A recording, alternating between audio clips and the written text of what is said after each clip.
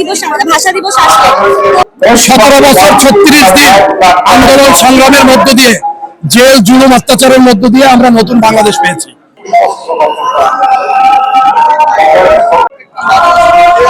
মাতৃভাষা দিবস 21শে ফেব্রুয়ারি তাদের হৃদয়ে লালন করে। সুপ্রিয় দর্শক, এই মুহূর্তে আমরা অবস্থান করছি ঢাকা কেন্দ্রীয় শহীদ মিনারে। আপনি জানেন আজ ৭৪তম ভাষা শহীদ দিবস। ১৯৫২ সালের এই দিনে বাংলা ভাষার মান রক্ষার্থে প্রাণ দিয়েছিল সালাম, বরকত, রফিক, জব্বার সহ অগণিত ভাষা শহীদ। সেই ভাষা শহীদদের প্রতি শ্রদ্ধা জানাতেই আসলে আজকে এই মানুষের ঢল আপনারা দেখতে পাচ্ছেন। হাজারো মানুষ জড়ো হচ্ছে শহীদ মিনারে শুধুমাত্র ভাষা শহীদদেরকে শ্রদ্ধা জানানোর জন্য।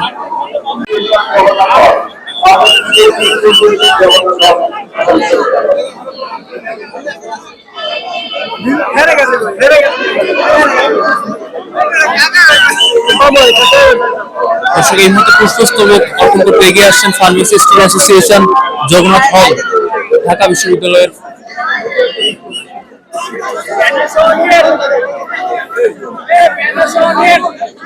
এবং ফার্মেসি অ্যাসোসিয়েশন জগন্নাথ হলের পিছনে কিন্তু ঢাকা বিশ্ববিদ্যালয়ের বাংলা বিভাগের শিক্ষার্থীরা পুষ্পস্তবক নিয়ে এগিয়ে আসছে শ্রদ্ধা জানাতে।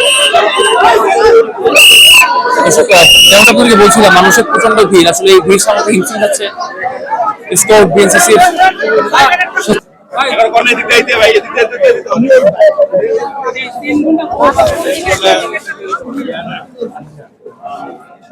বাঙালি যেখানে যাবে সেখানে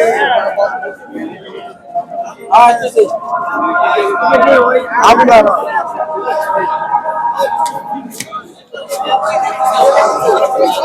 বিশাল কবিতা করে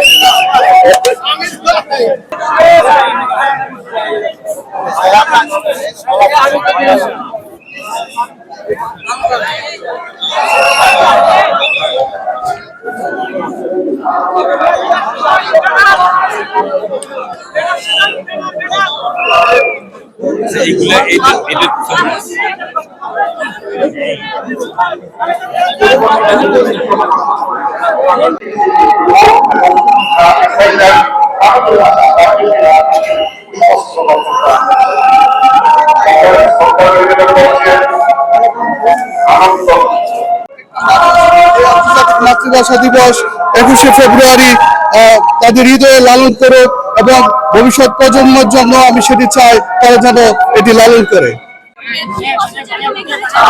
ঠিকঠাক করা হয় শহীদ দিবস আমাদের ভাষা দিবস আসলে প্রতিদিন যেন এই আমেজটা থাকে, সবাই যেন এই জায়গাটা শ্রদ্ধা করে। এই জায়গাটা যে একটা পবিত্র জায়গা, এটা হচ্ছে আমাদের বাঙালিদের জন্য একটা অতি গর্বের জায়গা। তো আমার মনে হয় যে আমাদের সরকার প্রধানের উচিত, বা আমাদের যিনি সরকার গঠন করেছেন তারা নিশ্চয়ই এই বিষয়ে এই বছর খেয়াল রাখবে, এখন থেকে খেয়াল রাখবে। আসলে আপনি যথার্থ বলেছেন। দেখুন, আমরা জুলাই যোদ্ধা 17 বছর 36 দিন আন্দোলন সংগ্রামের মধ্য দিয়ে জেল জুলুম অত্যাচারের মধ্য দিয়ে আমরা নতুন বাংলাদেশ পেয়েছি। আমাদের সহযোদ্ধারা শহীদ হয়েছেন এবং আমরা আহত হয়েছি, অনেকেই গুলিবিদ্ধ শরীরে এবং বন্ধুত্ব বরণ করেছেন। এই নতুন বাংলাদেশ পেয়েছি। এই বাংলাদেশ পাওয়ার পূর্বে যারা শহীদ হয়েছেন ভাষার জন্য এবং ৭১ সালের ৫৪ বছরের যে স্বাধীনতার মধ্য দিয়ে যে বাংলাদেশ বিনির্মাণ হয়েছে, আপনি এদেরকে আমরা আসলে স্মরণ করছি হৃদয়ের গভীর থেকে। আমরা যেমন এই ২৪-এর গণঅভ্যুত্থানে একজন ২৪-এর মুক্তিযোদ্ধা, তারাও শহীদ হয়েছেন ভাষার জন্য, তারাও শহীদ হয়েছেন দেশের জন্য। আমরা তাদেরকে আজীবন স্মরণে রাখবো। আমরা আশা করব এই নতুন বাংলাদেশের স্বপ্নদ্রষ্টা আমাদের জনাব তারেক রহমান সাহেব অবশ্যই এই জায়গাটাকে যে সুশৃঙ্খল করেছেন, এই সারা জীবন আমরা এভাবে সুশৃঙ্খল দেখতে চাই।